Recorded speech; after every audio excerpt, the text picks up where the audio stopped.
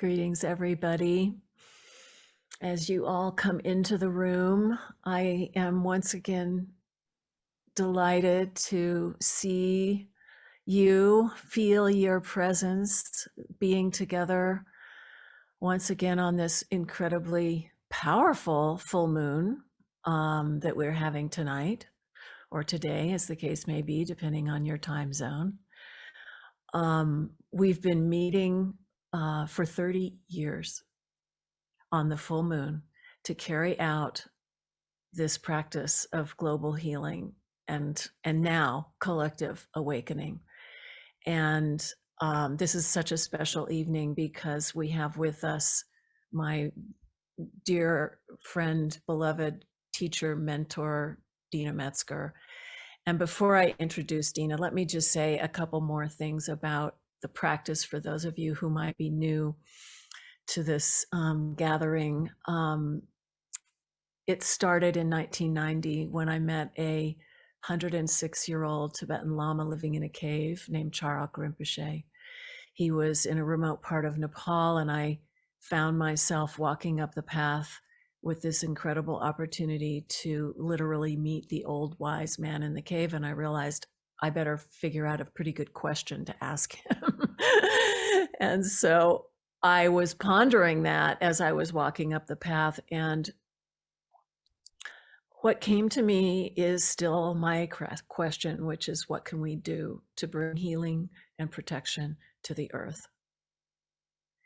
And to make a long story short, he gave me this practice of the Earth Treasure Vases, or vases, however you say it, which is an old Tibetan practice that has come forward in these times much more strongly because the times are calling for it. The earth is calling for healing and for protection and for renewal, as we all know. So the practice has come alive over these last 30 years as we've taken it all around the world to what will be probably 85 locations when we're done, with 3 generations of these Earth Treasure Vases. And it has been a journey of a lifetime, going into communities and cultures all around the planet where healing and protection is called for. So that is probably enough about the background, because I'm sure most of you already know that story. And in the tradition of the lamas and of the practices that I have followed in the Buddhist tradition, we always invoke the kind of the lineage to remember that this is a living tradition and we're carrying it now forward in new ways. This practice has come to life in amazing new ways, and Deena Metzger has helped with that. So let me turn now to introducing her to you.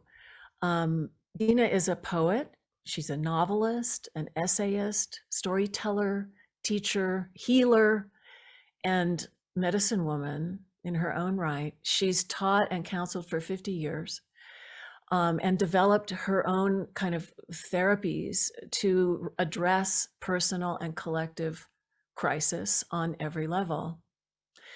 Deena conducts training groups on the spiritual, creative, political, and ethical aspects of healing and of peacemaking. And she draws deeply from an alliance with spirit, with indigenous teachings, and with many wisdom traditions. Her writing concerns itself with the interplay between the human and the natural world in hopes of restoring a pathway for a viable future for all beings. She's written something called the 19 Ways to the Fifth World, and I want to bring that into the conversation tonight. Her titles, her books are wonderful. Some of the titles are The Woman Who Slept with Men to Take the War Out of Them, Intimate Nature, Women's Bond with Animals, Writing for Your Life, Entering the Ghost River, Meditations on the Theory and Practice of Healing. Her most recent book that I read was called A Reign of Night Birds. It's a novel, amazing novel about climate change. And her newest book is coming soon. It's called La Vieja, Journal of Fire. She started a new blog recently called Desperate Love Letters for a Wounded Earth. I recommend you subscribe. And Deena works with writers to develop their literary voices that are the voices that are essential for these times. And she's a mentor to those of us who are seeking to be healing presences for the future. I feel my emotion rising as I read that, because this is what we need. And Deena has dedicated herself to this. Her work is about envisioning a future for all beings and considering the new forms of peacemaking, healing, and sanctuary. Oh gosh, sorry. Yeah. Deena, welcome. Welcome. Thank you. Thank you. I feel this with you. You know, I feel so grateful for the work that you're doing and how it's touched my life. And I hope how it will touch all the lives of everyone here. Your perspective, your commitment is so strong. And it's just wonderful to have you here and have you come into this circle and this community. When I began to work with the treasure vases so long ago, I knew that I needed you, but I didn't really know you then. And so I remember seeking you out. I think we'd met, I think at a retreat with Thich Nhat Hanh that I organized and things like that, but we didn't know each other very well. But I sought you out and I asked for your, guidance and participation to what extent that was possible.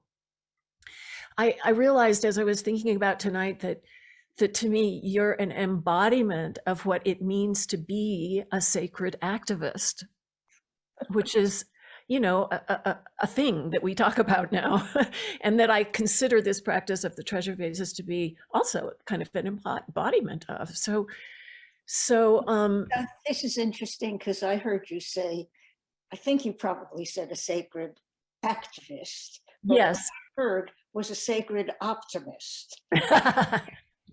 And that's intriguing. So I want to offer that to you.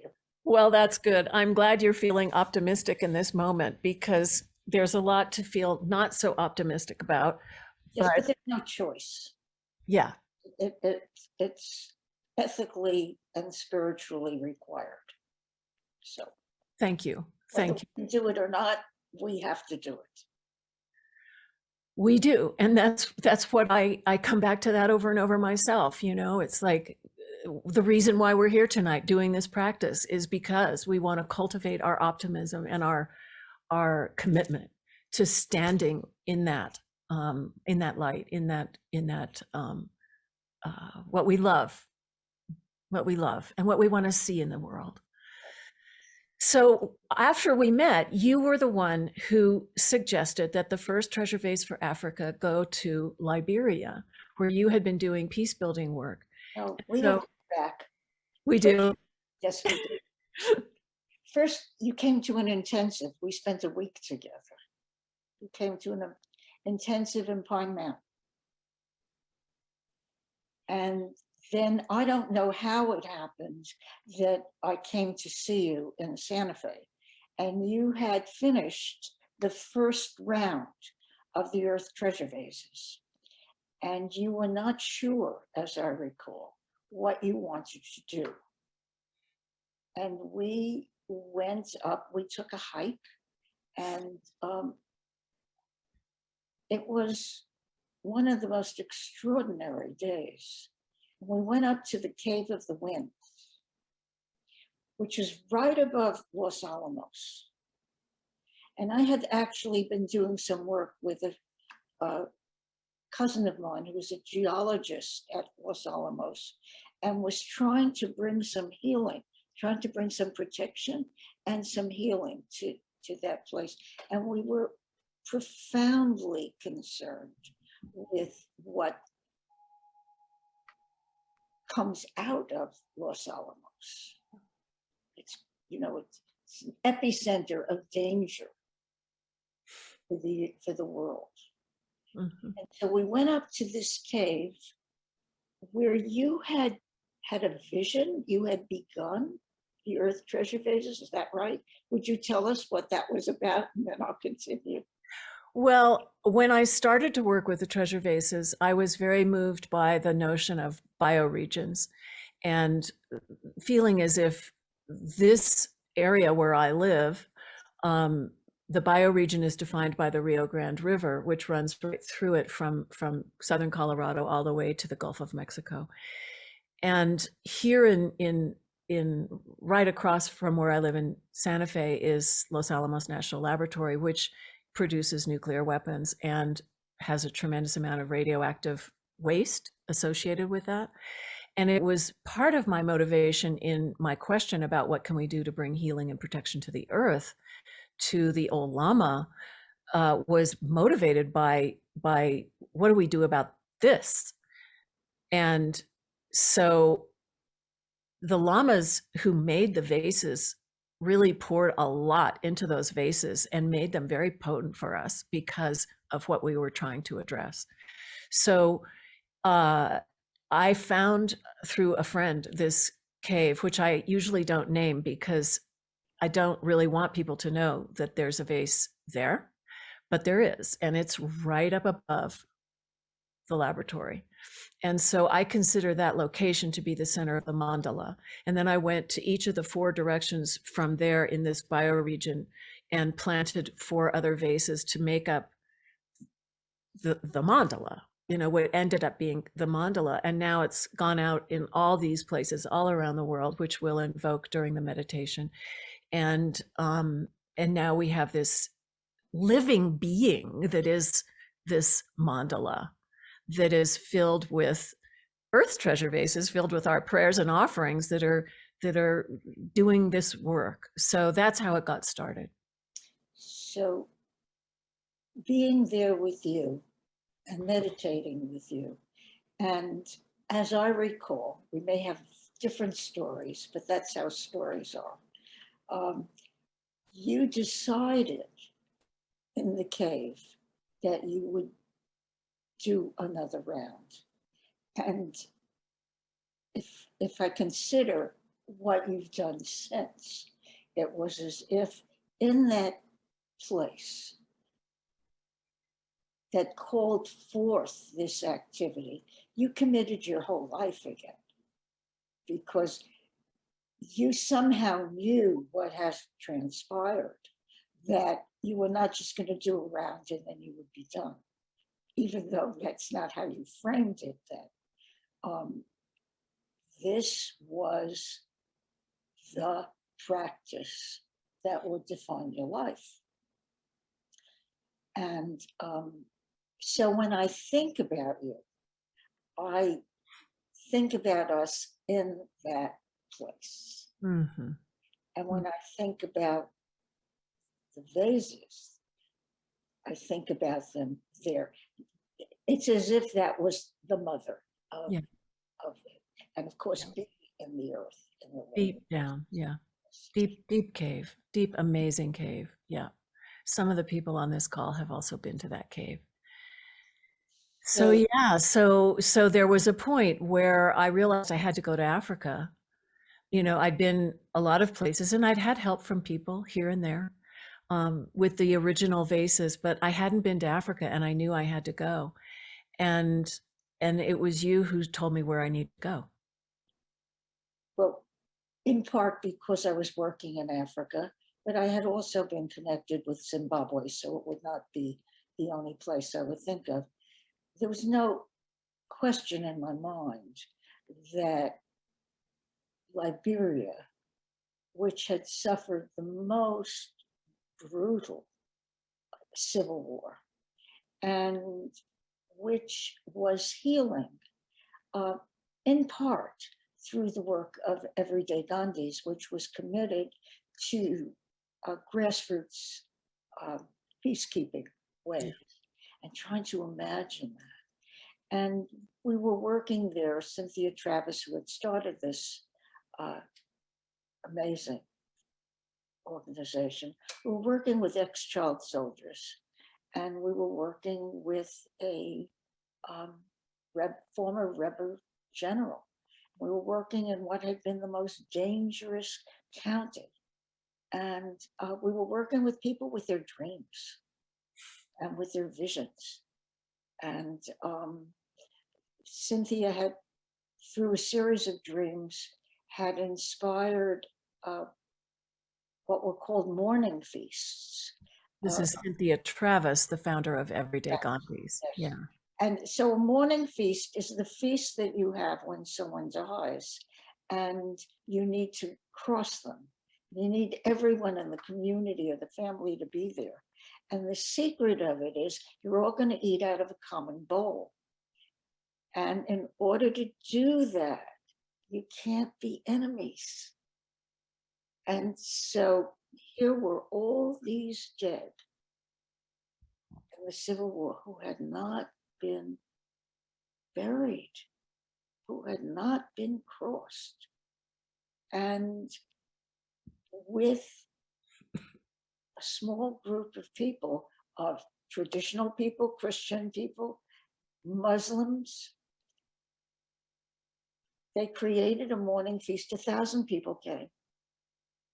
And all the traditions were there.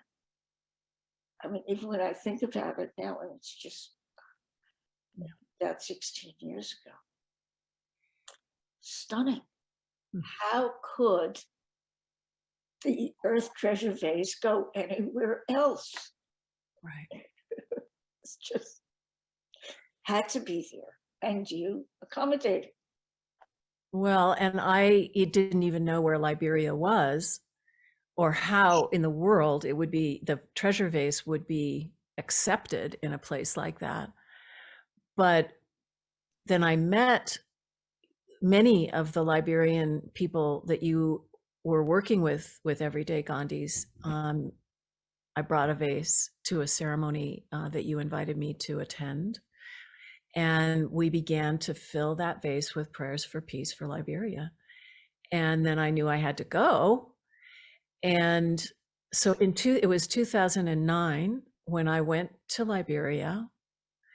And it too was one of the most profound experiences of my life, because through the work that you and Everyday Gandhis did in that community, which was the worst fought area of the war, with all the tribal people and all the Christian and Muslim people and leaders and everyone. And so when we went to bury the vase, which by the way, the ancestors had to be consulted about whether or not the vase was to be accepted. And so that had to be done, which was another amazing ceremony. But then it was decided that yes, this was wanted. 500 people came to that ceremony that we did with the treasure vase from 3 countries, because they all share a border. And to sit in that circle and witness all those prayers for peace, having from people who had lived through, as you say, the most brutal civil war.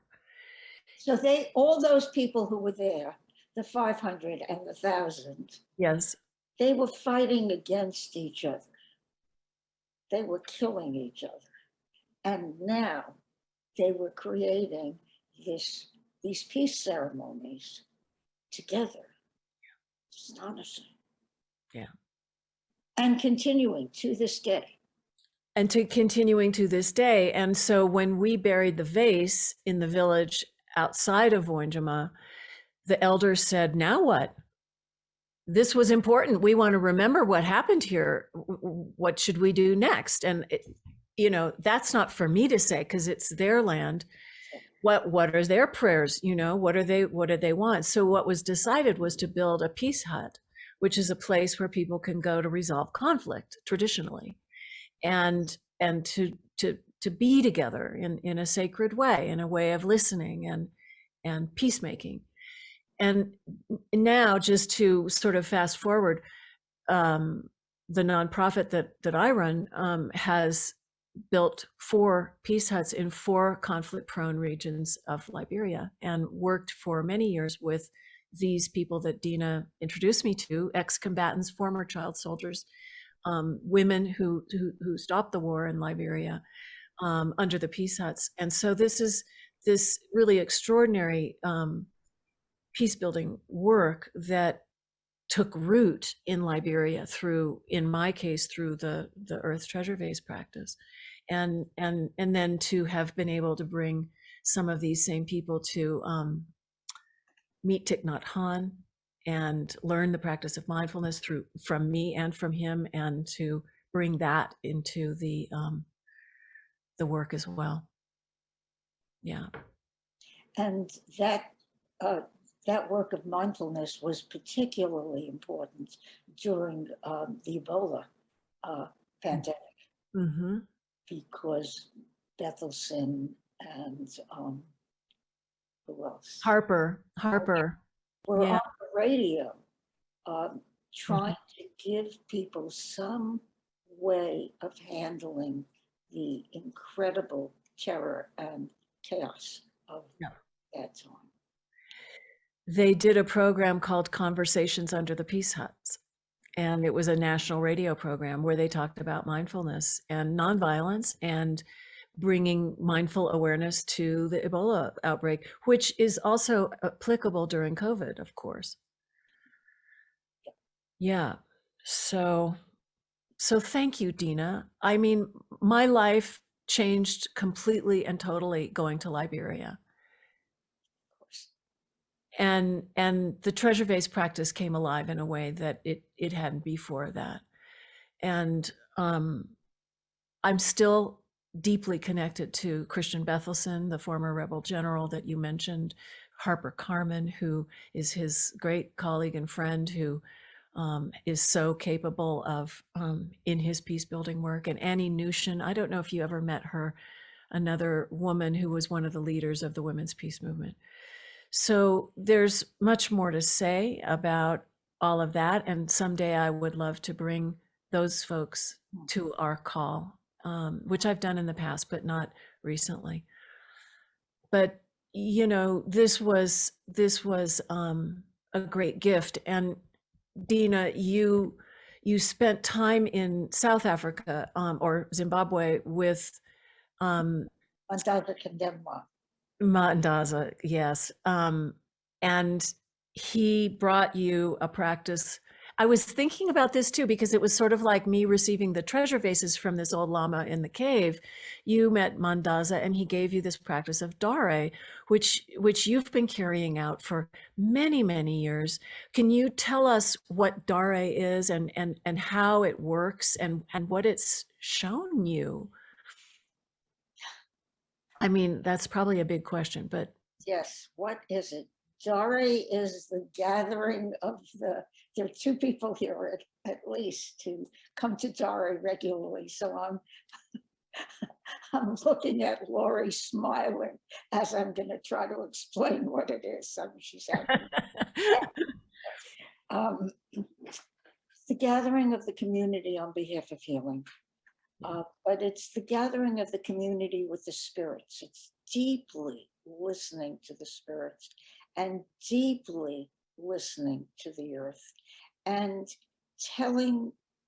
listening to dreams, listening to learning how to hear what is coming from across the veil.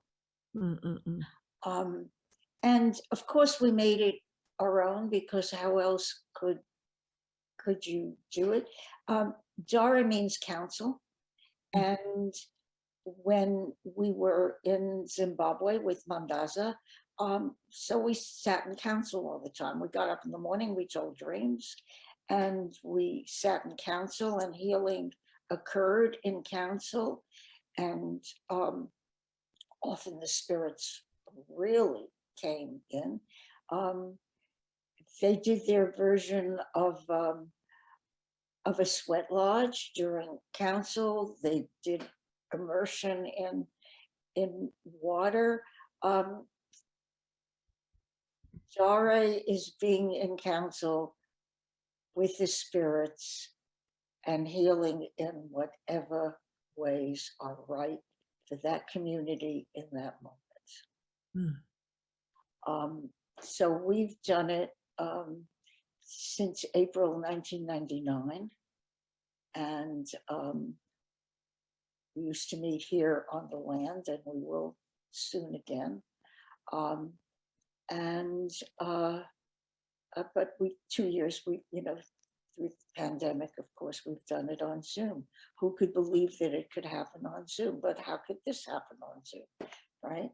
Because I've sat in your conference room, in your diary room with you, and here we are in this form.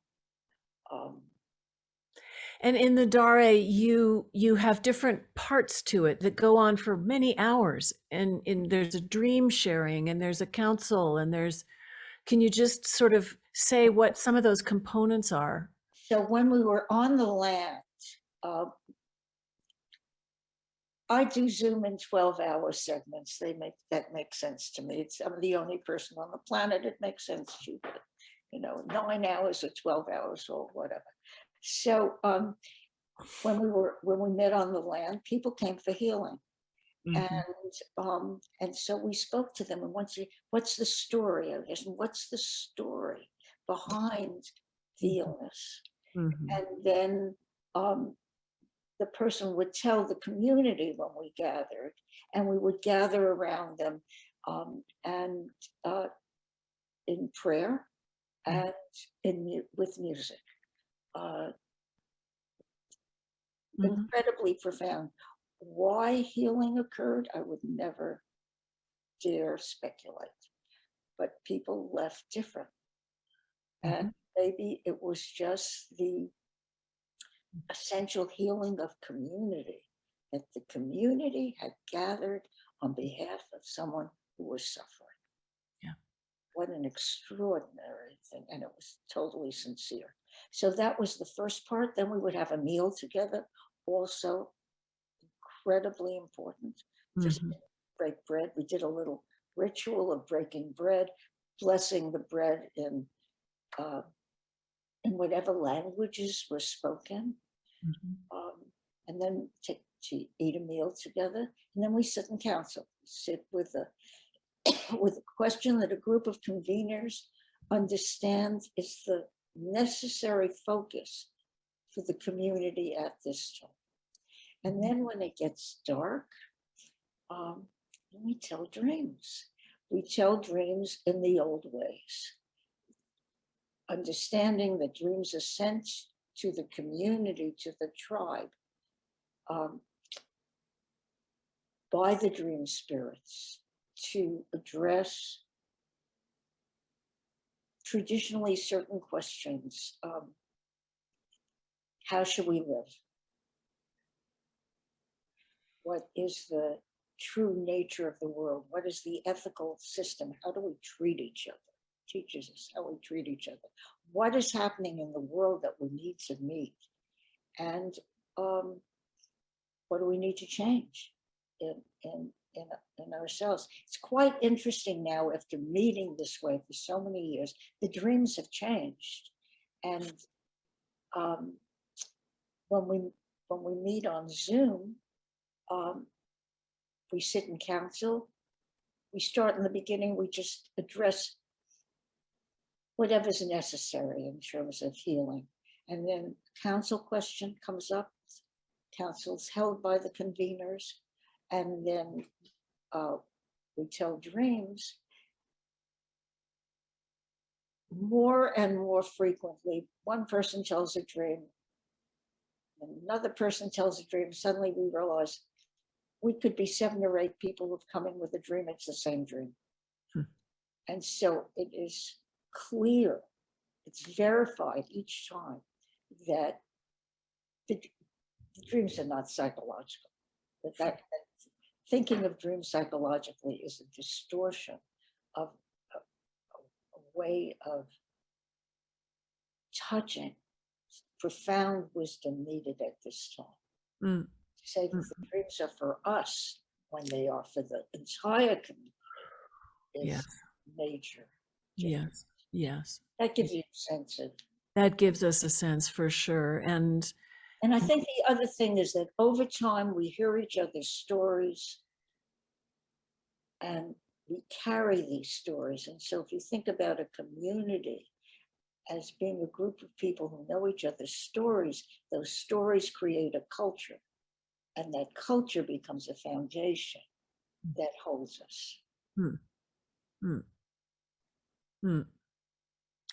Well, I feel like this is what's starting to happen in our what we call now the Gaia Mandala Global Healing Community, because we've got quite a few practices going in groups meeting on a regular basis, as well as this full moon meditation that's been going on for so long. And so I'm excited to join you more this year to, kind of cross-pollinate. And I want to move in two directions before we go into the meditation, Deena. And it's building right on the heels of what you've just shared about Dare and culture, building culture. One of them is the culture of the elephants.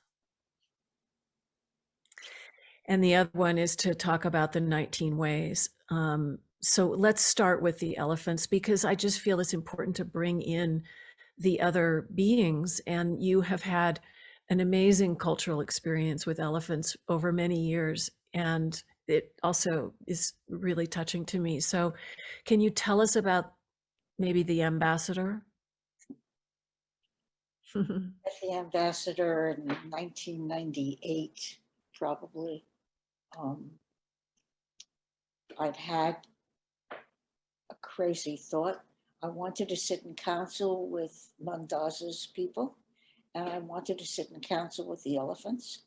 And Mandaza asked me, "What do you mean?" And I said, "I have no idea." So we went to Chobe, uh, which has the largest population of elephants on a reserve in Africa. And short story, a long story, very short. On the last day, the last hour of the last day, we were in a truck together. I was in the back in the open bed. Mandaza saw a fisher eagle, the chipungo, land on a tree. And as far as he was concerned, that was his totem. He wasn't going anywhere else. And so we stood on the tree, and way off, I saw an elephant. And I had this feeling of terror because I knew that he was coming to us, that this was the one that I wanted to see. And he did. He came, he stood in front of me for half an hour. Hmm. There was no question. We looked into each other's eyes for half an hour at three different places on the truck. And in the course of it, I said to him in my mind, "I know who you are because you come from a Holocausted people, and so do I." And I said, "People are my people." And we had to leave because the preserve was closing. We had to be out of there. And now we started going down the road. He had taken off, and all these elephants were coming down the hill onto the road by the river. And you must not go between a matriarch and her babies. I mean, that's just death, but we had no choice. And so I said, "They know we're here. We're going to go very, very slowly." And they lined up. This is not believable. It happens, but it really, still, it's not believable. They lined up along the road as we went by, and they bowed their heads and flapped their ears. So they communicated in a narrative way, right? Here is a narrative story without words. So I have gone back, I don't know how many times, 8 times, went to Chobe, then wanted to see what would happen if we went somewhere else. What at some point we had to go with a guide. What would happen if we went with a guide? What would happen if we went with a guide from the various places? Every time another story enacted. Mhm. One can only conclude that the elephants are as engaged with the spiritual world and dynamic as we hope to be. Mhm. Mhm. And that, and very clear to me over time that these are incredibly intelligent, socially advanced, peaceful beings Yes. who only become belligerent after having been warred upon by humans.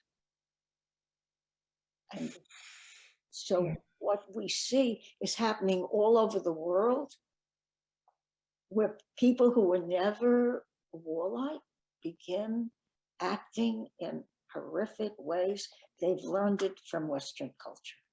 Mhm. That is our teaching to them. Mhm. But without our interference, Mhm. they are incredibly peaceful, being taking exquisite care of each other and the children. Mhm. Mhm. The 19 ways, I just want to correct you. I think Okay. that's something that I wrote it or thought it or whatever. They were given to me. I never would have known to come up with them in a million years. How were they given to you? Well, I just had them. I was writing them down. But I recognized that they were 19 ways that if we could incorporate all of them, our minds would change and we would no longer be the people who create extinction and climate collapse. Mhm. And at the very core and the most difficult of the 19 ways is one that I've been working with and I've just written about in the blog that Cynthia spoke about, is the no enemy way. Mhm. And I've spent all the years since these came in 2012. They actually came in 2012 in that extraordinary year of transformation. Yes. I've been trying to understand what the no enemy way is. And you can imagine in these times we're living in that we are consistently challenged Mhm. and uh, to recognize that those others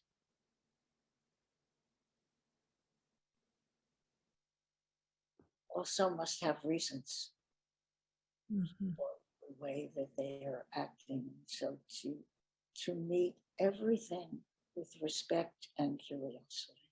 Mhm. It's quite a teaching. I mean, Yeah. 19 ways have undone me, and as they should, and everyone that studies them with me. Mhm.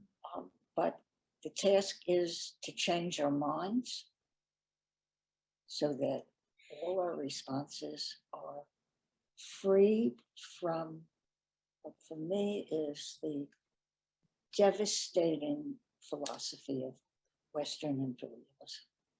Western, what did you say? Imperialist minds. Mhm. Mhm. Yes. Yes. Well, I feel like we sort of need to move towards the meditation, but is there anything that you might say about having worked with these 19 ways about how we do live now for a future to be possible? Well, one would live, for me, one would live according to each one of them. So if the no enemy way is in the center, and Yes. the first one for me is spirit exists. If you recognize that spirit exists, how then do you live? That's one question. And at the end, the last one is heart mind, that instead of the mind, the intellect, if we imagine and understand as indigenous people do, and as indigenous people told Jung, oh, you people think that you think from the brain? No, we think from the heart.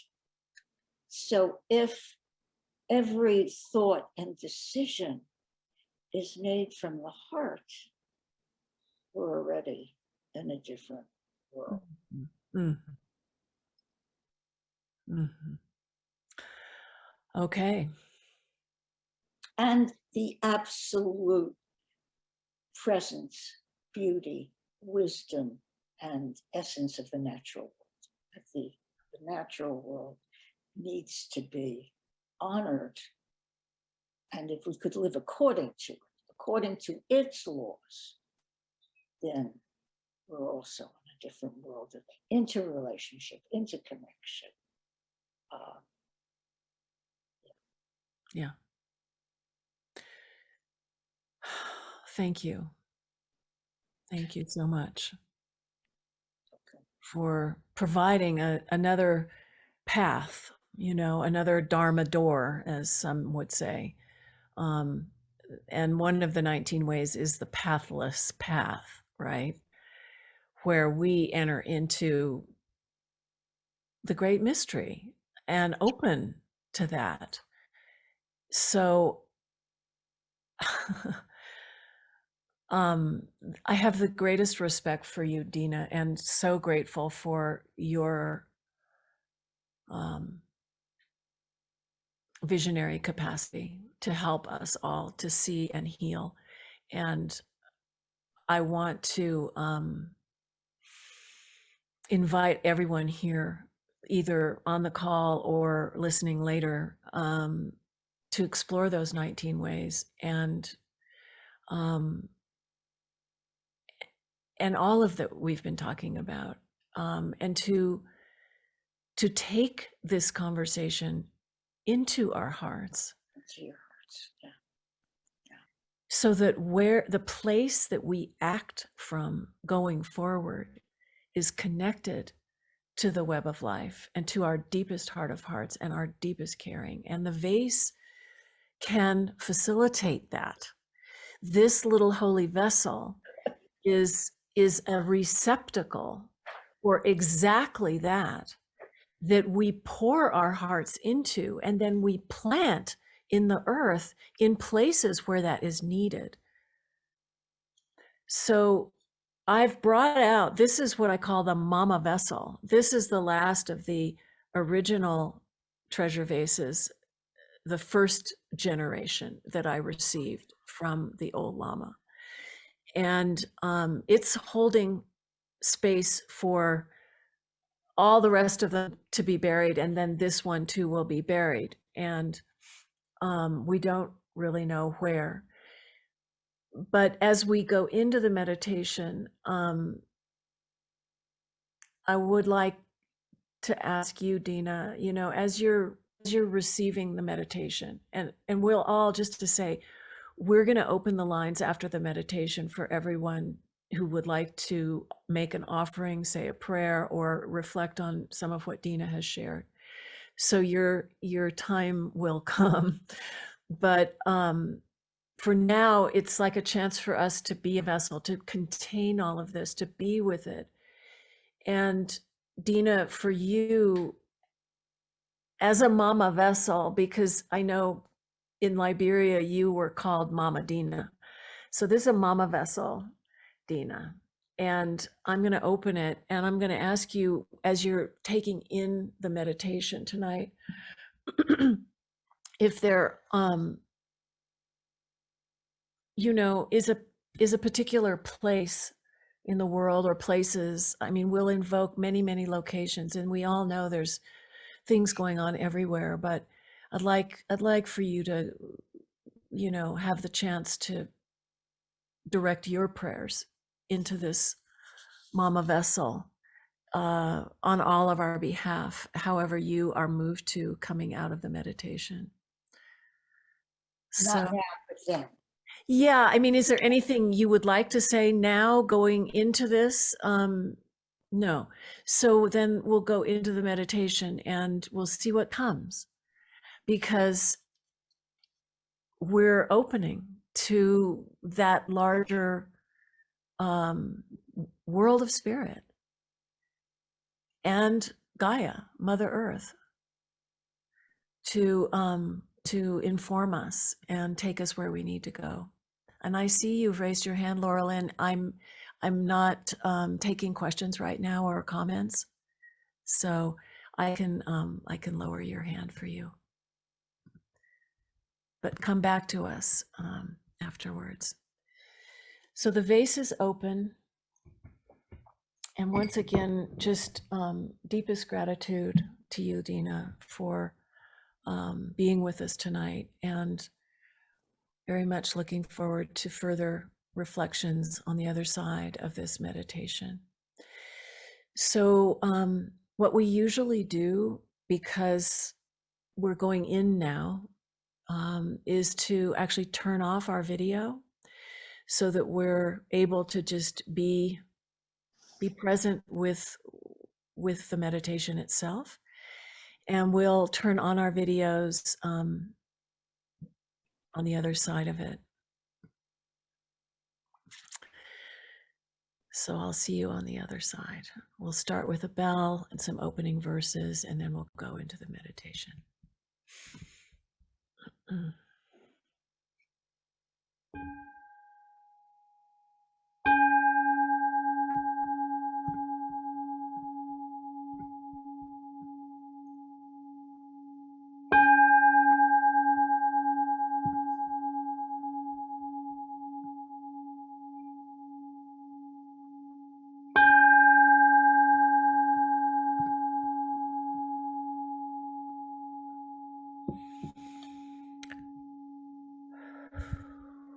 Perfection of wisdom, mother of Buddhas, bodhisattvas, and all beings, nourishing, holding, and healing all, great Mother Earth, precious jewel of the cosmos, to you we bow in gratitude. We take refuge in the earth as our teacher, the one who shows us the way in this life. We take refuge in the earth as an expression of the Dharma, the teachings of interbeing, understanding, and love. We take refuge in the earth as an embodiment of the Sangha, the vast interdependent community of life in balance and harmony. Living within the web of life on earth, we dedicate ourselves to embodying awakened awareness on the path of healing in service to all beings. We dedicate our lives to realizing our oneness with Gaia.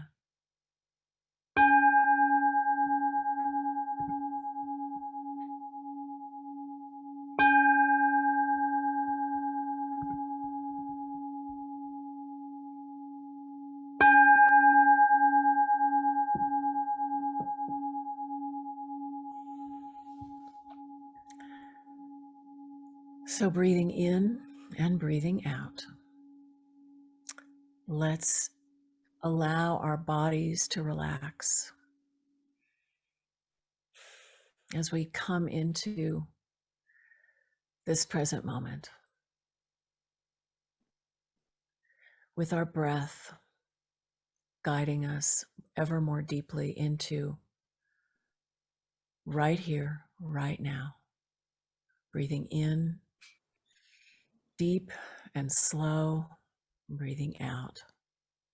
This breath of life.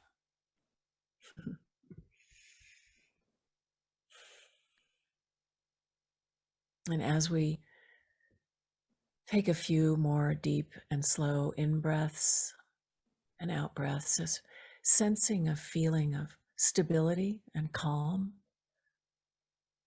coming into our experience, taking root, letting go of any thoughts and feelings about the past or the future, and just entering more and more fully into the present moment. Sensing the ground beneath us, our roots reaching deep down into the earth, receiving the nourishment and the life force energy of Mother Earth. And then from this place of feeling that deep connection and rootedness and groundedness, with another breath, let's open to the light from the sun and the moon and the stars, connecting with the vast energies of the entire cosmos.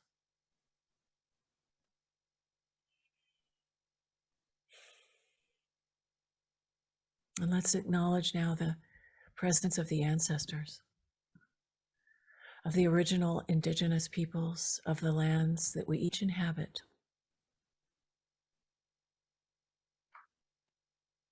inviting them to bless us, bless this practice.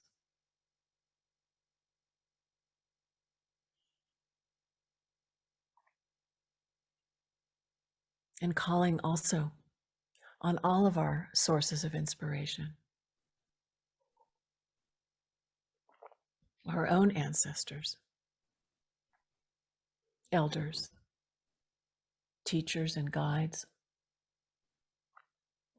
lineage masters, Buddhas and bodhisattvas, and wisdom beings that we feel connected to, and invite them to be present with us right now.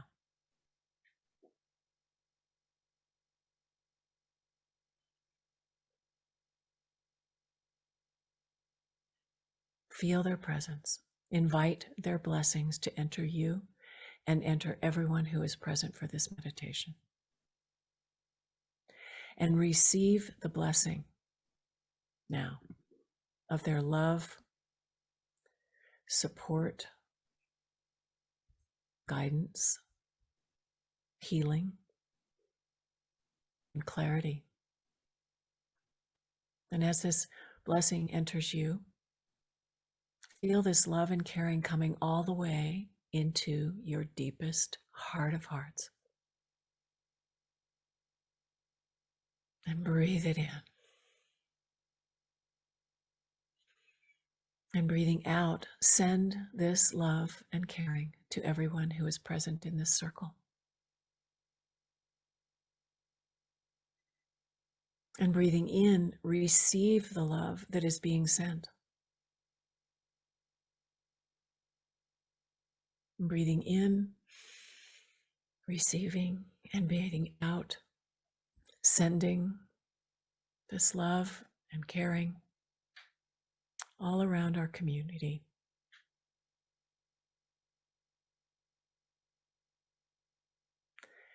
Gradually allowing your focus to include not only those who are present here right now, but all of our friends and family, wider community, and all of those who this practice might serve.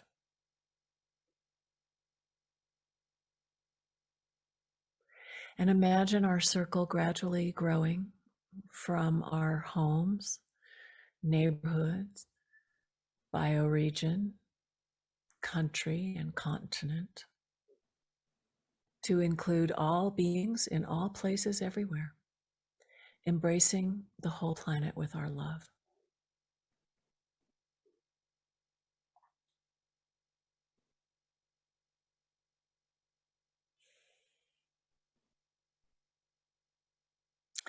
And now, with this feeling of love deeply rooted in our hearts, let's turn our awareness to those who are suffering, to the places where there is war, poverty, disease, pollution, droughts or floods or fires.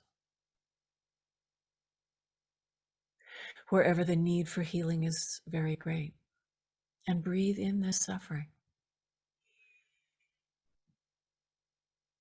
And breathing out, send your love and caring to relieve the suffering of the earth, of her people, and of all life all around the whole planet.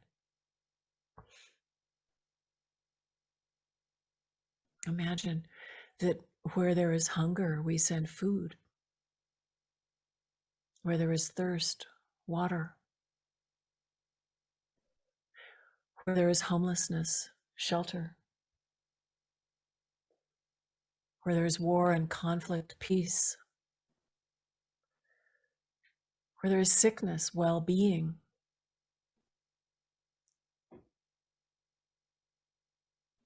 And aware of where the earth is unstable, in danger, or out of balance in any way, imagine that area is brought great protection and healing, and that balance and harmony is restored.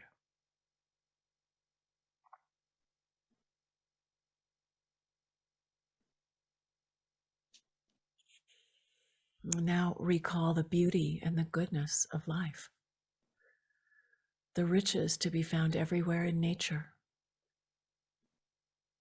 the precious gifts of the earth that sustain life, and the very essence of the elemental energies of nature being strengthened and revitalized all around this beautiful blue-green planet that we call home.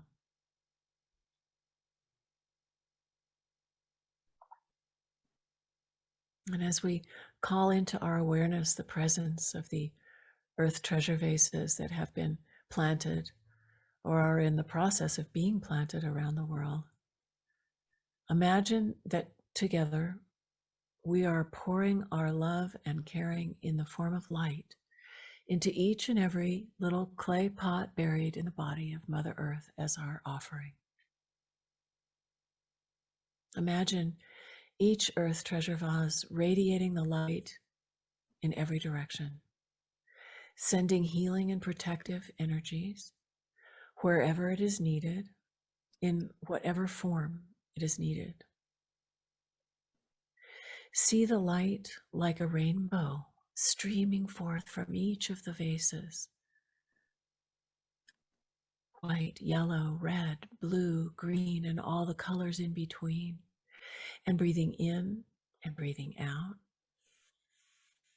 Allow the feeling of caring and compassion in your heart of hearts to grow. And send that feeling out in the form of light to all of the people, animals, plants, and places that are connected to the Earth Treasure Vases that are in need of healing and protection in the past, in the present, and in the future.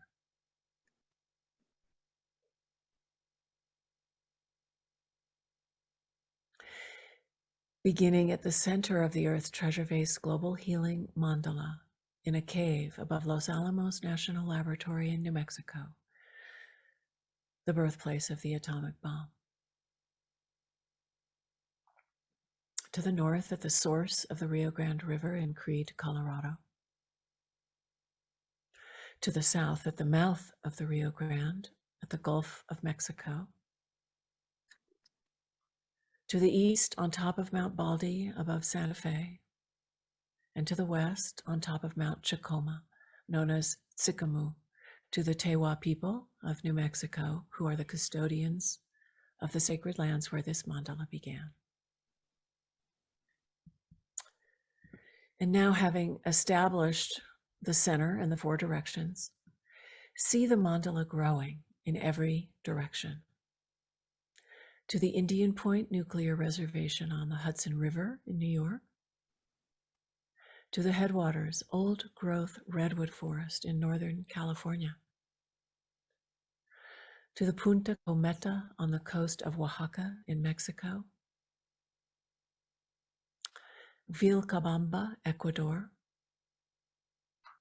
Jakova, Kosovo,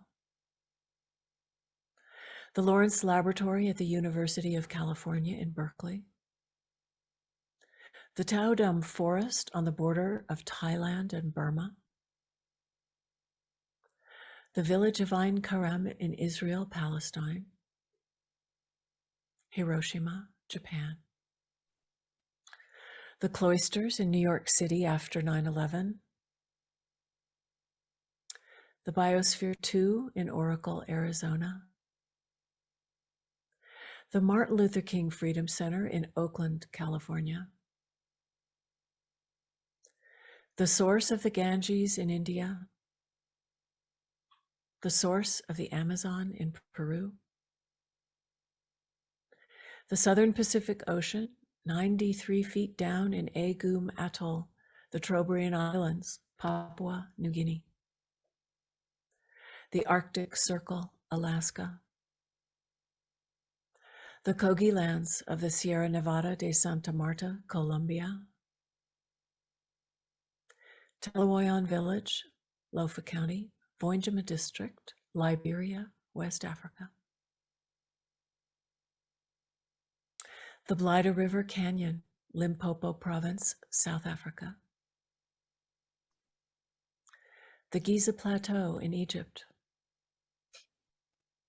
Haleakala, Maui, Hawaii, the Itombwe Forest, South Kivu Province, Democratic Republic of Congo, Avebury, England,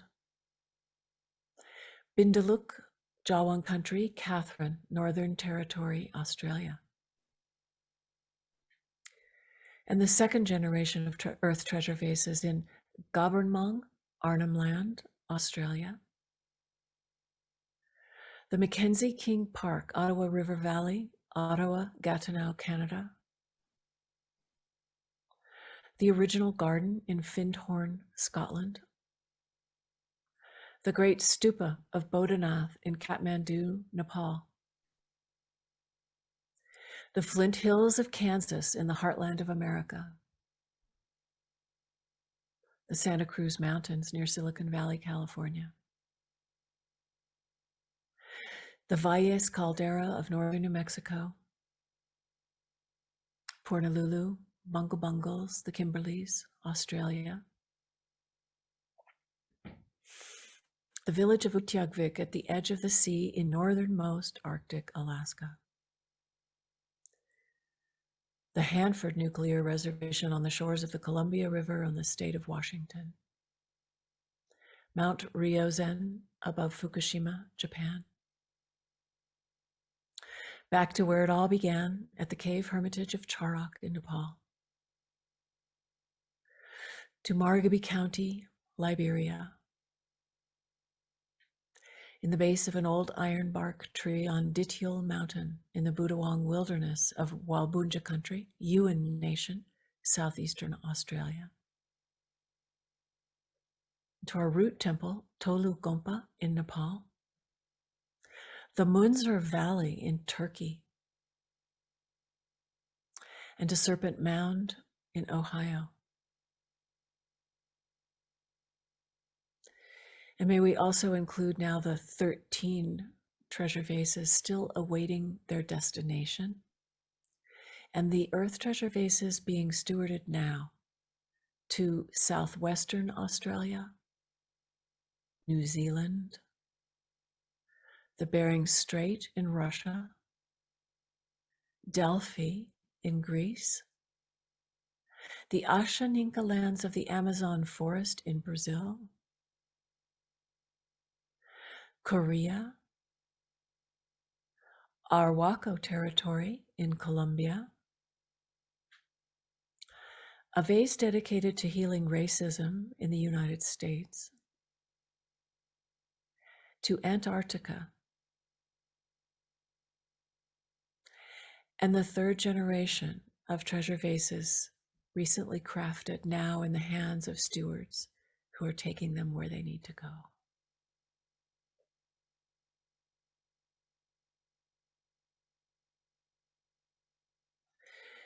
So now, once again, please take a deep, slow in-breath and a deep, slow out-breath.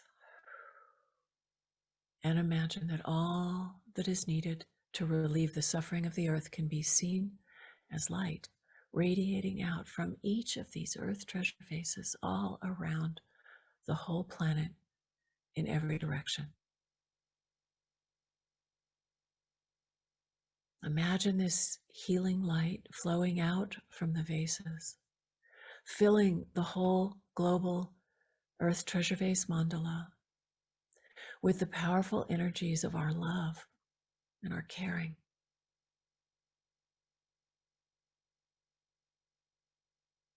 See this healing energy traveling through the song lines and the meridians of the earth, flowing into each location on the global mandala.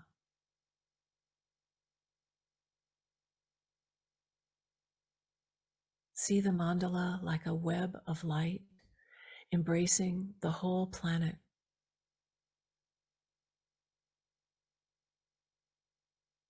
Feel the light flowing back and forth like waves from your heart to the earth treasure vases, energizing them and adding vitality and brilliance to the light that is then flowing out to the whole area in the sphere of influence of each of these earth treasure vases.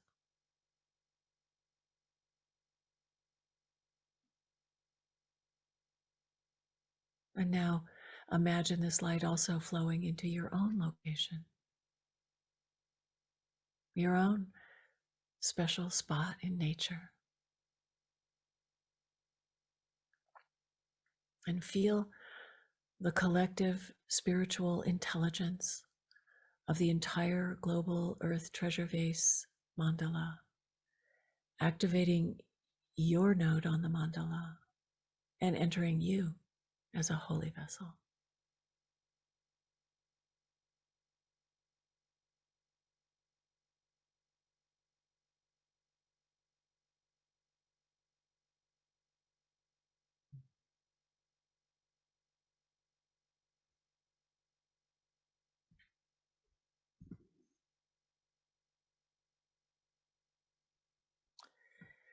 Finally, please focus your concentration now, one pointedly, on bringing healing and protection to the whole earth for all time. See the healing and protection radiating out from all the vases around the earth in waves of light, flowing back and forth endlessly. And imagine that the healing is accomplished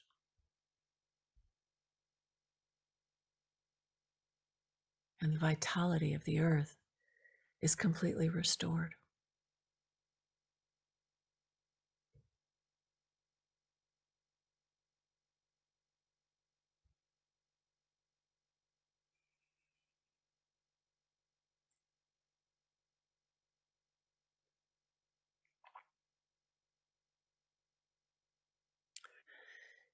And now recognizing the great interconnected web that is life on earth, of which we are each a part.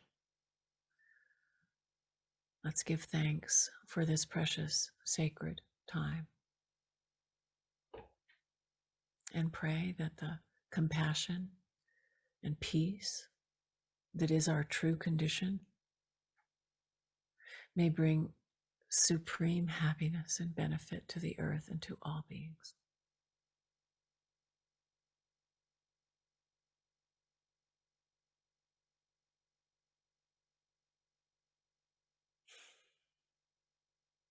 And with another deep, slow in breath and deep, slow out breath, let's bring our awareness back to our bodies, feeling our feet on the floor, grounded on the earth in our own location,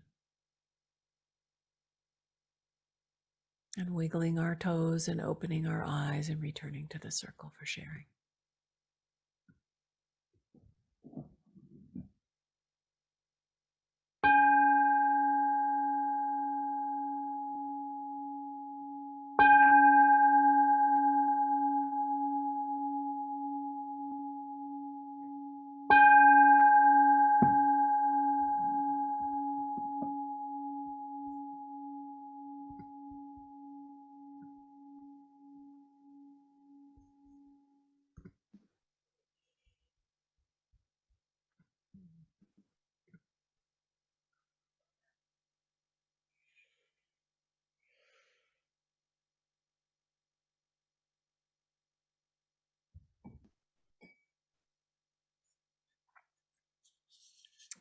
So Mama Deena, would you like to take the vase and hold it to your heart and offer a prayer or I don't know what?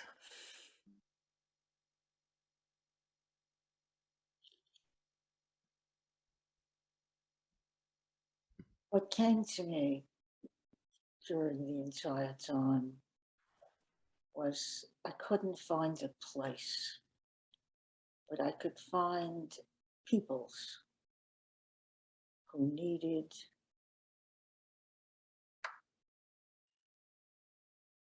to be healed from the wounds they were carrying. And so my prayer is for the salmon people, the bear people, the elephant people, the rhino,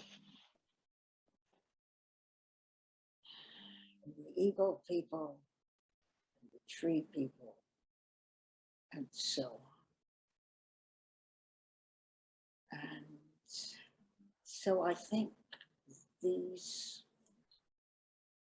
Earth Treasure Vases have to be inside us. They have to be living 24/7 inside us and radiating prayer for all these people who are suffering the kind of polarization we must step away from.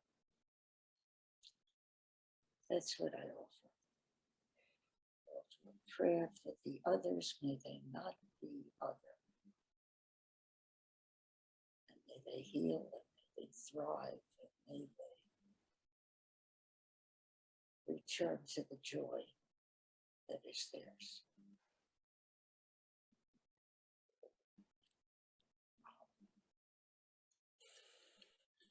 No.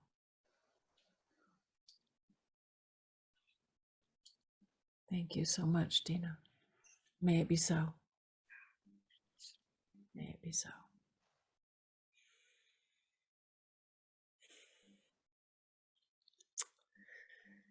So the circle is open to continue in this way. What else wants to be shared? Please either use the raise hand button or just unmute yourself. I'm seeing two unmuted. We'll take you, Sister Rosemary, and then Vijali Hamilton. It is such a joy to be with you in this dance of light and peace, prayer for protection, to meet Deena, who I have never had the opportunity of meeting, but have heard her and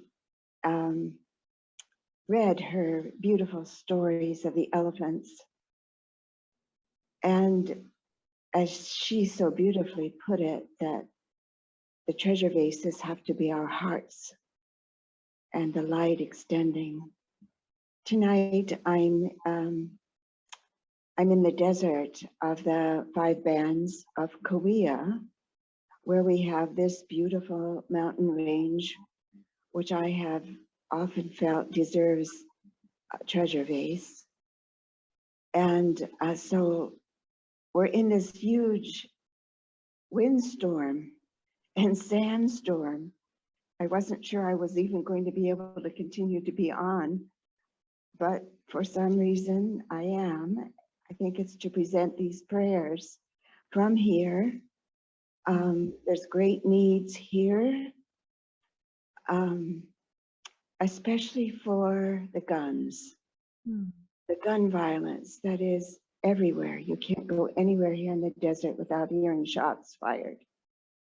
And I just keep remembering my Zambian president at the time of Zimbabwe peace accords, saying he wanted to collect all the guns in his country and bury them.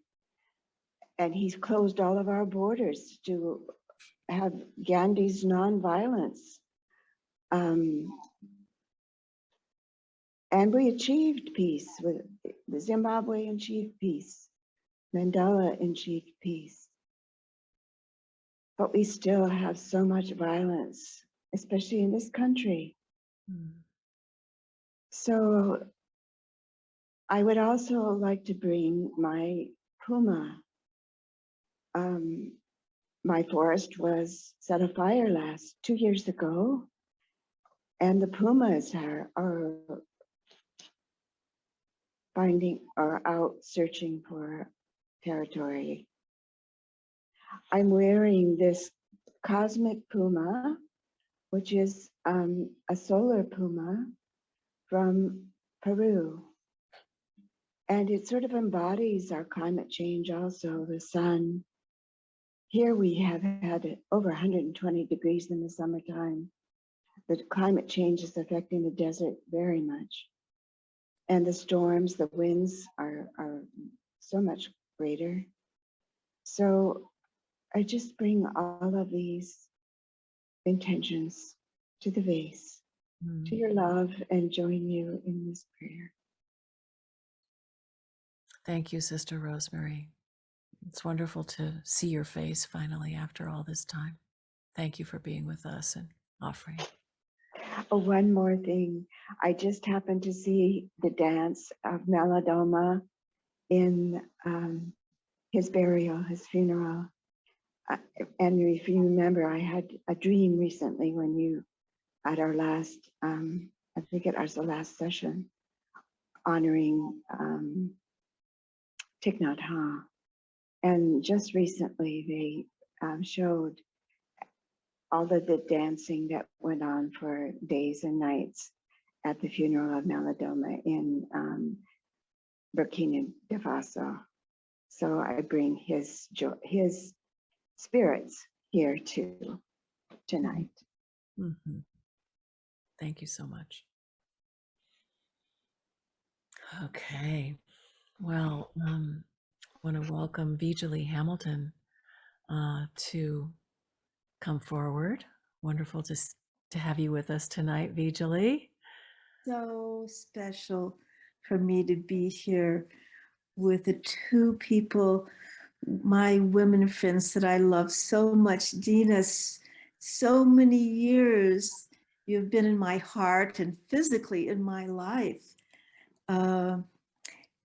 You know, my senior woman model, and Cynthia, I love you also so much. You are my sister also. Mm-hmm. And just to see, because I knew you before the verse of the vases came into your life, and just to see this beautiful thing around the world that you have brought into life and coming from your heart so much.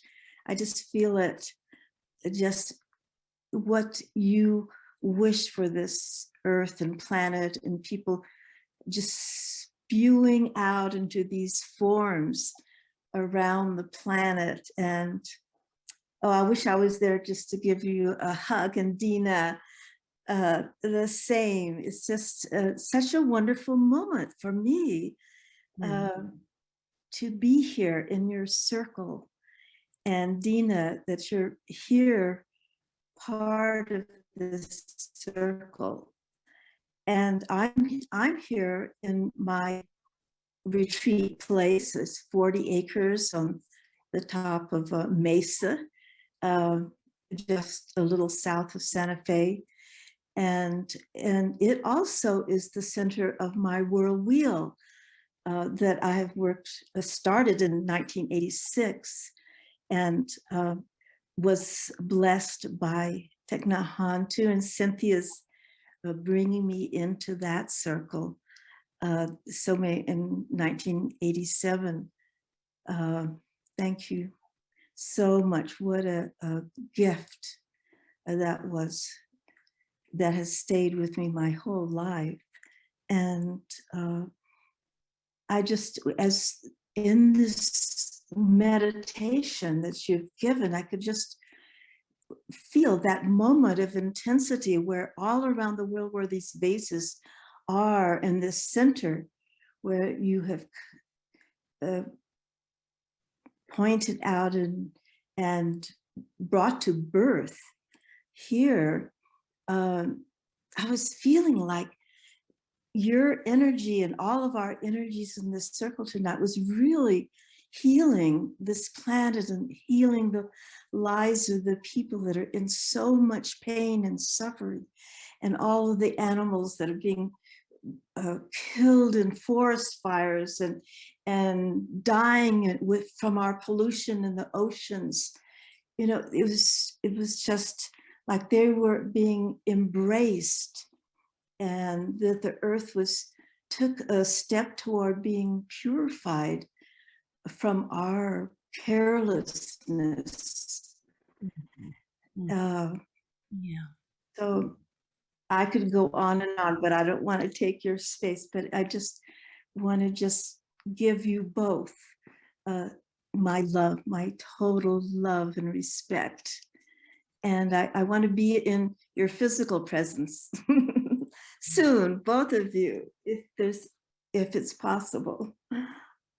Okay. Well, thank you so much, Vijali. And for those of you who have never met Vijali before, just to say that she actually carried one of the treasure vases to South America and is responsible for burying it near the source of the Amazon River in Peru. So we go back a long ways, Vijali, and it's wonderful to see you again tonight. And thank you so much for your presence in your own world wheel prayer and offering to Mother Earth. If I can just come in with just Mm.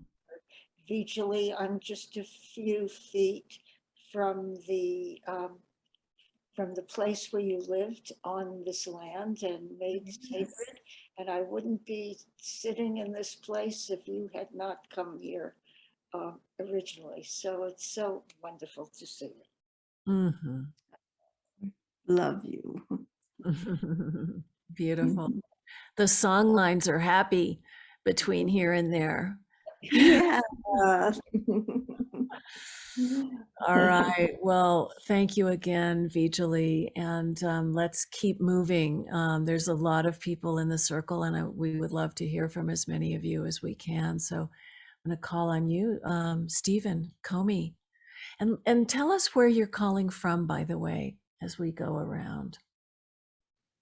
Hi, I'm calling in from Japan, where I live, and where I had the honor to bury a vase in Fukushima to try to harmonize some of the damage that was done and is still being done there. Excuse me. Since we were talking about the 19 ways before we went into the meditation, that's what came up for me during our meditation. And I thought, wow, Deena has really chosen some interesting things for these 19 points. And I focused on 3 of them. And the 5th one is about the pathless path, and how about any path that we think we're on probably isn't the path. You know, that our path is not necessarily somebody else's path. There is no path. There's just the way that we follow when we follow our own heart mind, not our mind, you know. And then I thought about, wow, and that being the case, number 7 is really interesting, because Thich Nhat Hanh is famous, of course, for inventing the phrase engaged Buddhism, which is about, you know, taking a stand and being active. And her 7th point is disengagement. And I thought, wow, isn't it interesting how we have these paradoxes that are not paradoxes at all? That the only way we can be engaged is to become disengaged. Disengaged from the things that cause harm, disengaged from the things that are not serving us and not serving the earth, and engaged in trying to support what does help the earth, you know. So that plus having a heart mind instead of just working from here, or even just working from here, which is sometimes not always perfect either, using the heart mind. So I guess my prayer is that I hope that I pray that we can all come to a place where we are walking our pathless path, completely disengaged but engaged at the same time, and working from our heart mind for our good. Our means the entire world, all the peoples, human, elephant, salmon, whatever, that we can all live together in harmony. So that's my prayer. I can just say that's so very beautiful and right on.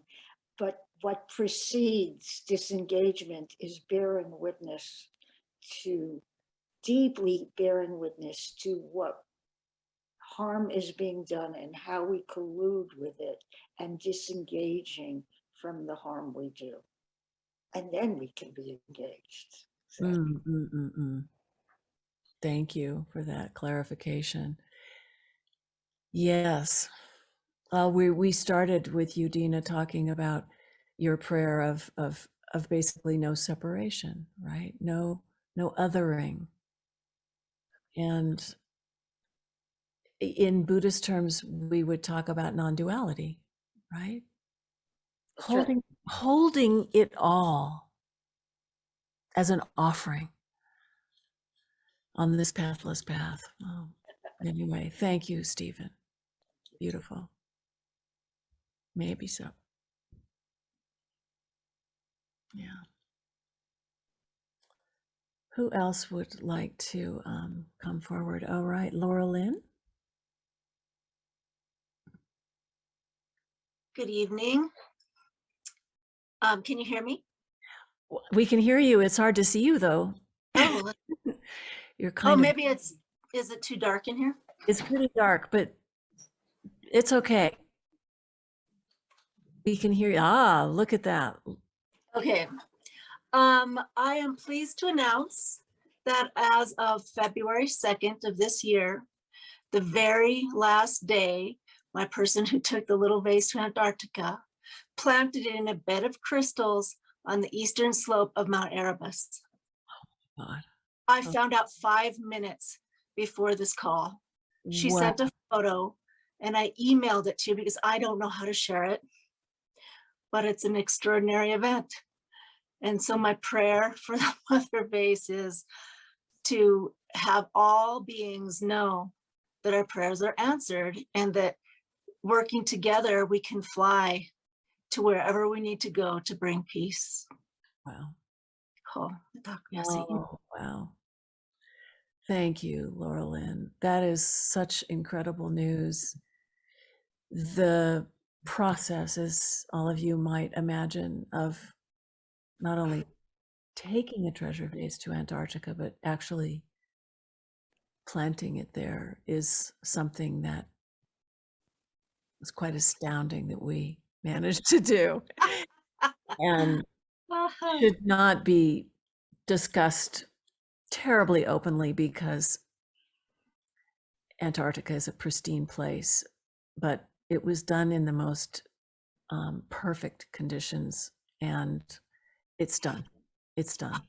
It's done. Oh, Chimagwich. Yeah. Wow. So we can move Antarctica from in process to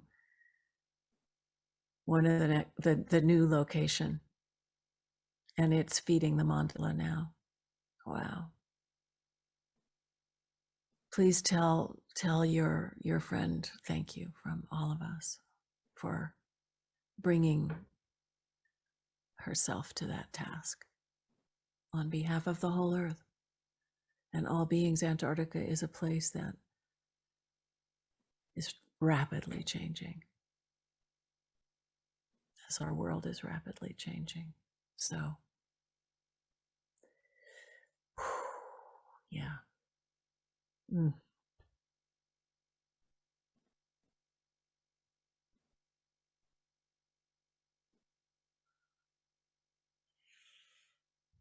Alalaho.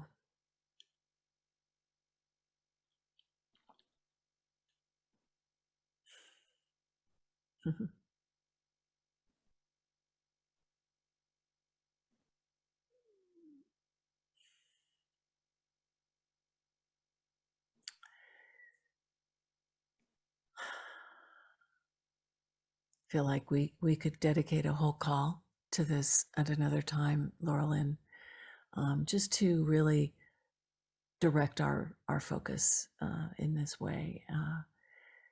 So we'll plan that and honor that location properly. And it calls us to protect ice. Yes. You know, ice is an elemental, so it calls us to pray for and protect the elementals. So thank you for that. Yeah. One of the most important elementals on the planet.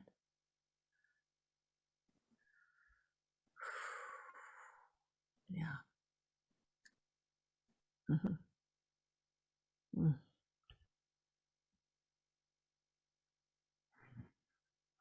All right. Well, we'll hold that in awareness and call on you, Osa. Nice to see you. Welcome. Hi, nice to see you. It's very special for me to connect this way with Deena again. I was a cook on a canoe retreat with her many years ago. With Hawk. Yes, yeah. And so very special to hear the elephant stories again, because this little vase is dedicated. That you made at Coast Ranch and Mhm. Woodcraft, the third generation. Yes. Yeah. Has been dedicated. It was revealed to me that it is dedicated to the whales. Mm. And I am working with a friend who's an interspecies communicator who's been having a deep relationship with the whales for a couple of decades. And she's helping figure out where's the best place, where's the best whale place for this to go. Mm.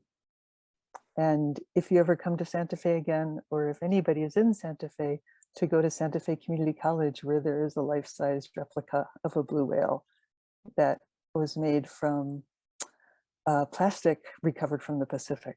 And it's an amazing thing. Yeah.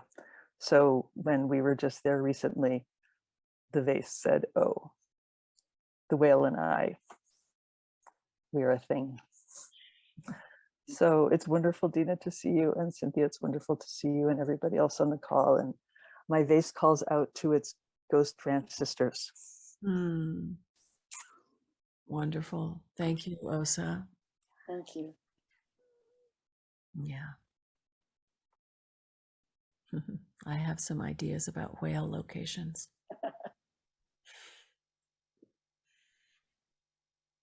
All right. Marcia, welcome. I live on the land of the on the reservation of the Northern Ute people in Utah by the invitation of the people, learning from the elders. It's a wonderful place to be. This is my first time here joining you. I just heard about it recently. So it's wonderful. And I was so moved to hear that one of the vases was buried in the Flint Hills in Kansas, in the place where I was born. And I know there was damage to the earth there from all the oil extraction and the way all the indigenous people who gathered there to gather flint were driven away.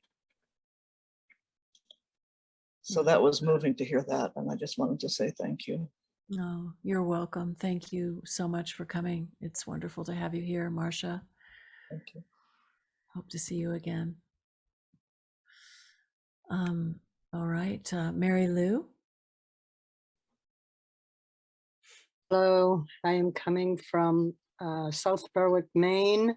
I am honored and pleased to meet Deena, to be in the presence of Cynthia.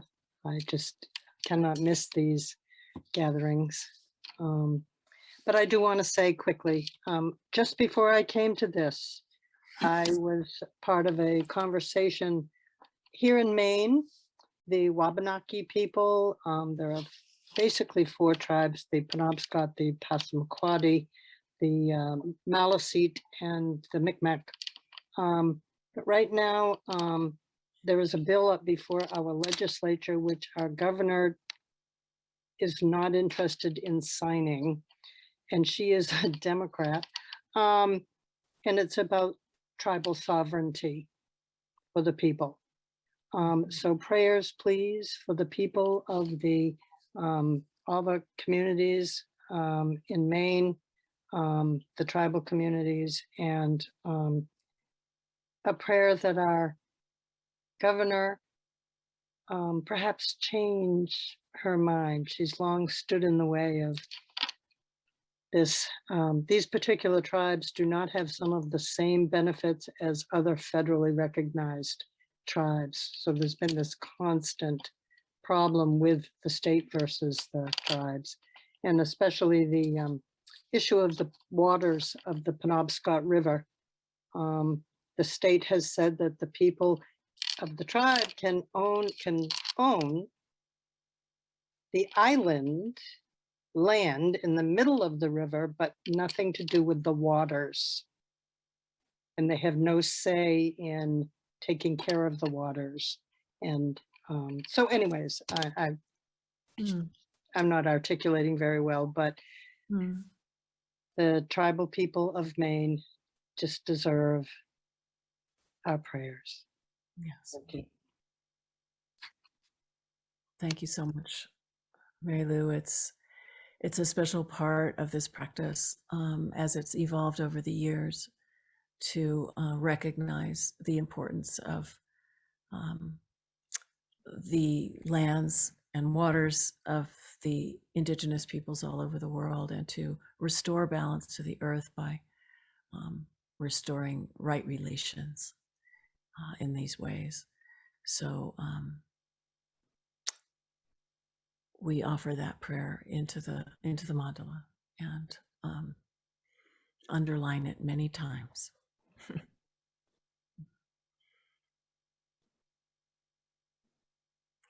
Thank you.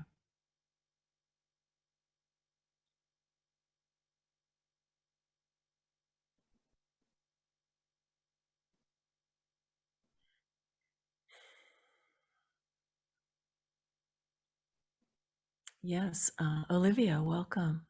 Nice to see you. Your volume is, your audio is turned off, yeah. There, can you hear me now?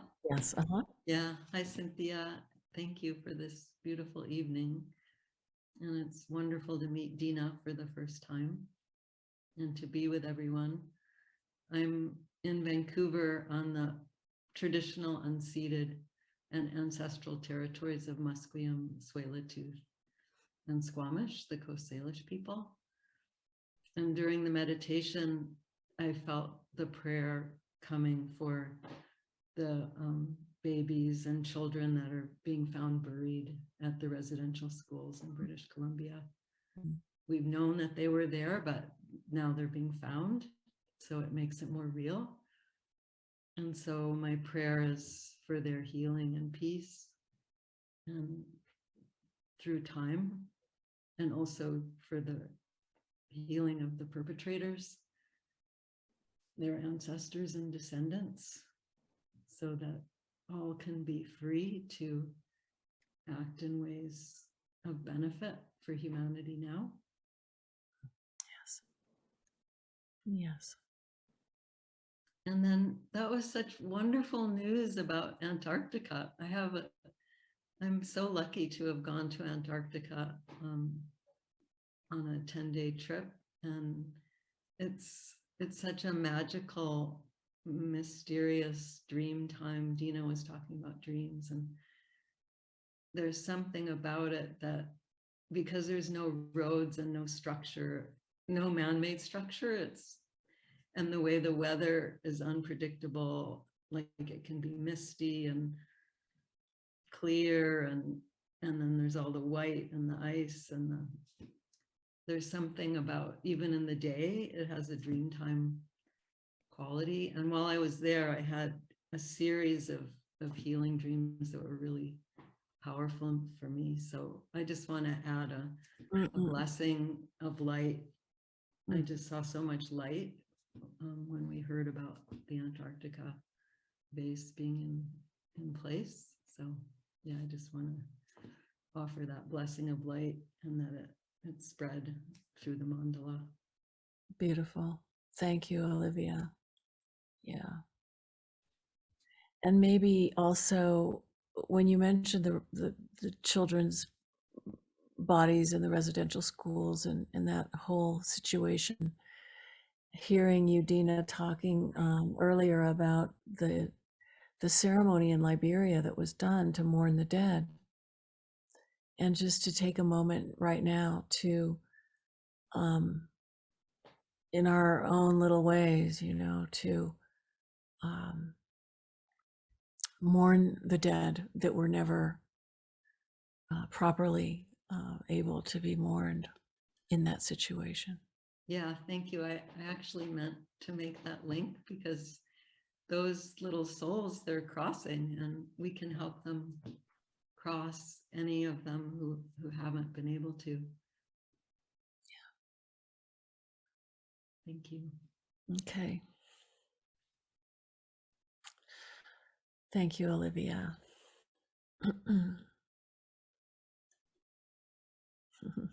Now that the circle is a little smaller, I'm actually seeing seeing who's here, and appreciating seeing all of you, and thank you for being here and hanging in here, and continuing to show up month after month, and just wanting to give a little bit more time if there are additional comments that would like to be shared. Liza Jane, I see you are unmuted, so please introduce yourself to us. Where are you? I don't see you. Well, There you are. do you see me now? Good. Okay. So I sang one of the third generation Earth Treasure Vases into being at Ghost Ranch, and have been taking it to places that hold a lot of traumatic energy in the southeastern United States, and facing into so much grief. I realized that this little vessel can hold all of it. And it's really important to me to make offerings that are elemental. Thank you so much, Deena, for bringing that forward. One of the things that I've been doing with some some sisters here who have been so supportive of this process is using click sticks and drumming rhythms that are representative of the I Ching trigrams that are elemental. And so I just like to do a quick click, because what this does, Mo is what she goes by, but I think her name is Melinda Maxfield. She did her PhD dissertation on the effects of drumming the I Ching. So it's very wonderful process. So I'll just do the clicks for earth, thunder, fire, lake, heaven, wind, water, and mountain. And it really shifts the energy there. And we do it in a way that it just brings joy into union with the deep grief. So that's what I have to offer tonight to the vase and to each of you.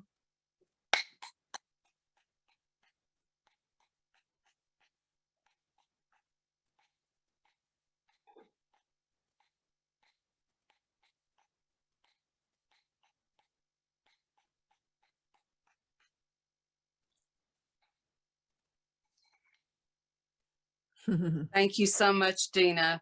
I have so much to learn from your body of work, and I'm really very, very appreciative of the 19 ways that have come to you and that you have offered to us. Thank you, Liza Jane. Love to hear those again sometime. That's a beautiful offering. And Deena and I both have a strong connection to the I Ching, so we hear you. Yes. Yeah. All right, Michelle Wilcox. I have been feeling the resonance of the bees and their wings, and feeling their weaving to help the healing, the mending, and have been humming with them. So I offer humming with the bees and invite you all to hum also into the vase, if you like. That's what I'm sensing is what I've been doing, feeling called to. So sharing that.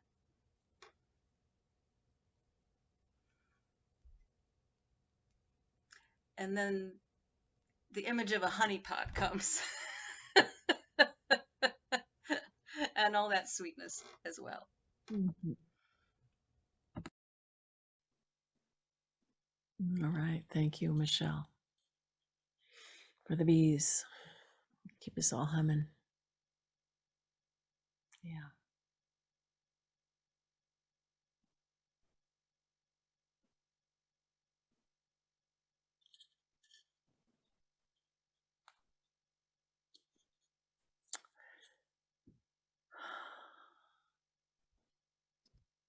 I'm inclined to want to try to call on a few of you that I'm seeing here, but I'm also respecting the quiet that's in the circle, and trusting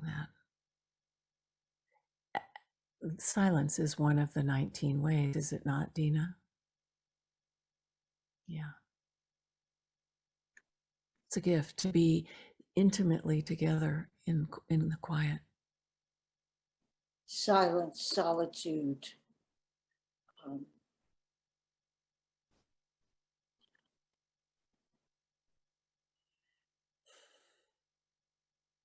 Okay, I'll say something. You'll say something, Elizabeth Christine. Thank you. Yeah, thank you so much, Deena. So wonderful to have you here, and deep appreciation for all your all your work, and then all your contribution to the creation of this mandala. And the prayer that came to me is that we may know the mandala truly as our home, where we all abide, and abide outside of any oppression or pain or whatever, distortion or handicap we have lived from, that this is a place for us that is very real to live from, and may we live there more and more frequently. and just channeling our energy to this earth. And yeah, that's my prayer. May it be so. May it be so. I think what we're building here is the awareness of what it is we want to see in the world, to embody that and to live it. And this is one way that we can get in touch with that. And then the commitment to living that. Right, Elizabeth? Is that what you're saying? Yeah, but also just during the meditation, I just felt the reality. It's not only a commitment, it's a reality that we can live in. It's an actual resource we can draw from. You know, so, but yes, we have to make a commitment too. Yes. Let's build on that, shall we? Yeah. Yeah. All right. Thank you so much, Elizabeth, always. So let's take you, Susan, and then we'll bring it to a close tonight. Good hearing what everyone had to say. So I, during the meditation, so much felt deeply for the first time, like how I am the treasure vase, or the treasure vase is me. And just so much the heart center as I'm listening to everybody else, like how that really is. It starts from my heart and works outward. And I could just, as we named each place where the vases were, I could just feel, and I felt it, and I saw like these beads of light just radiating out from my heart space, as we mentioned each place. And I feel like the group is becoming that more and more, how each of us is, as we intend, the light just love flows out. And it's like one person at a time. That's how the world changes.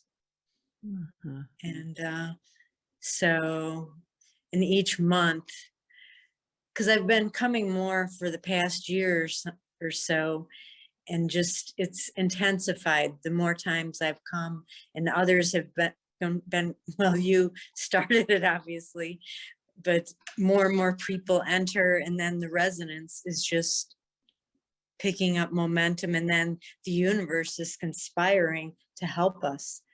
And that's the exciting part. So let's all conspire and commit together.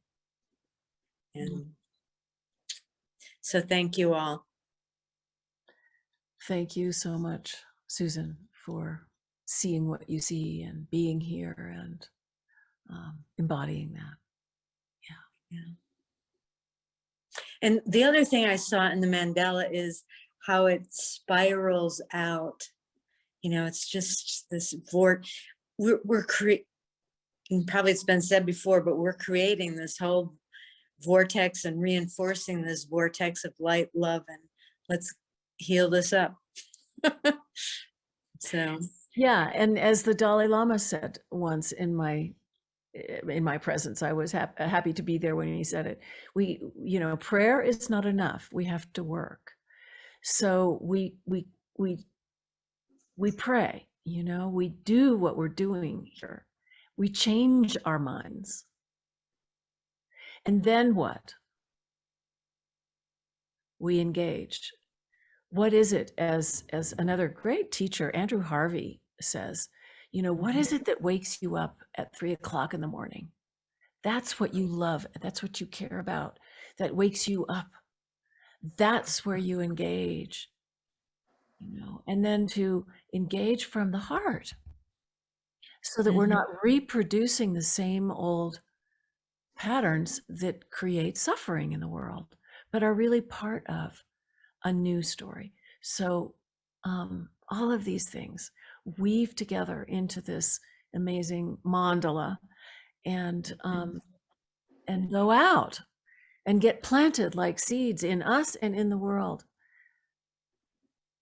So yeah, it's really been an amazing journey for me, witnessing how this whole mandala is coming alive, as if it kind of has a life of its own now.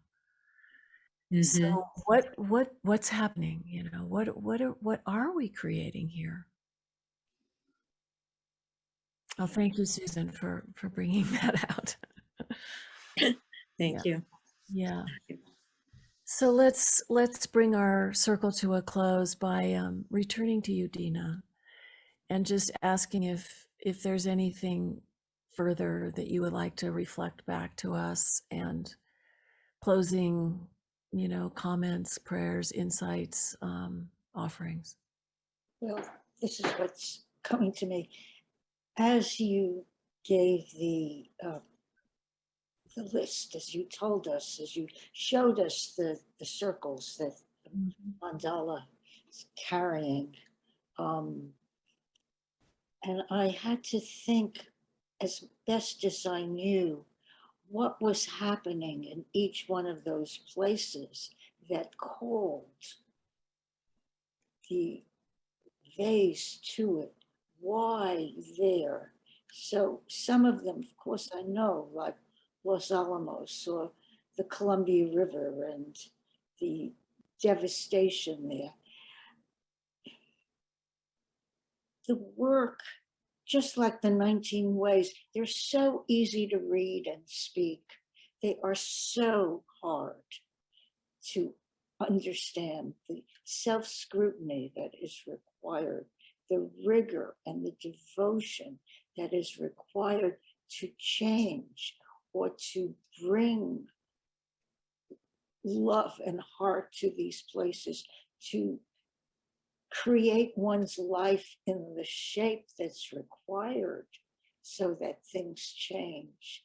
So I call you to that effort, that devotion, and that rigor, and honor everything that's been done. These are holy places.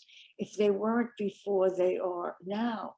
And so thank you, Cynthia, for your devotion for 30 years, and who knows how many are ahead. Thank you for that.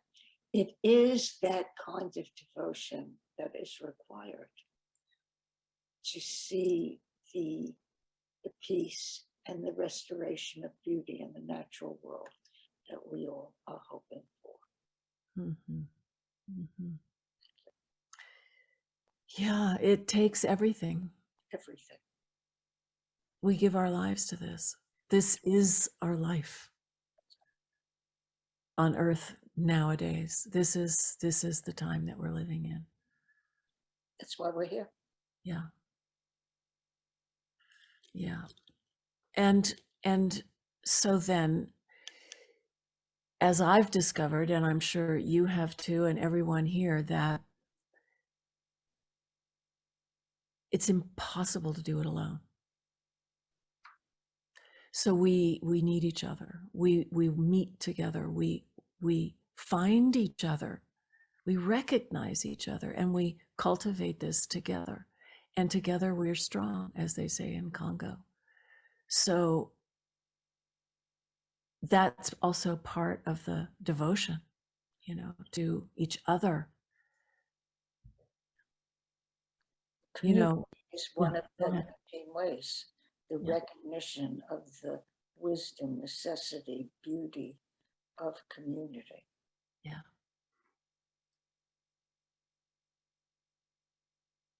Precious. And we think, oh, well, you know, the problems are so big and this was just a little community. No, this is it. This is the most precious thing. And we have an effect. And this is changing the world, you know?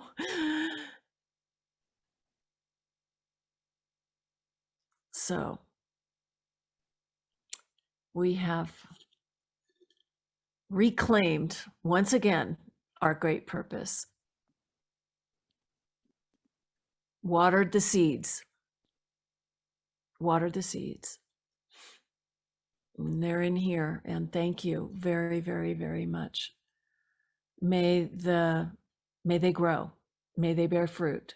May they come to life in each of our lives vividly, beautifully, nourishingly, you know.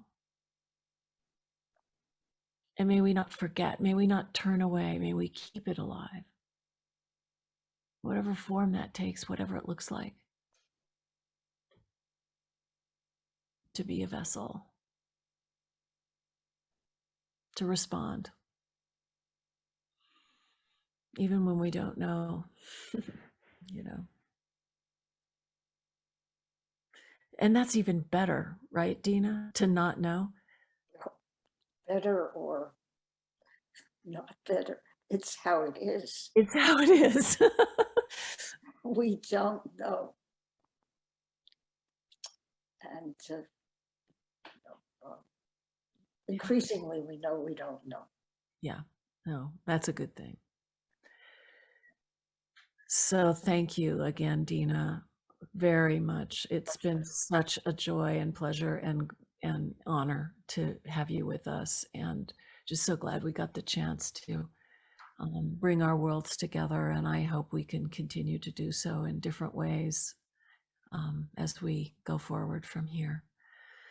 So let's just take another moment, everyone, to collect all this goodness into our heart of hearts, and then to take another deep, slow in-breath, and then breathe it out into the world in gratitude for this, this precious human life that we have to be connected and to wake up together and to devote ourselves to the healing that is called for. That all beings may benefit from our time together in this practice, this humble practice that we offer into the world.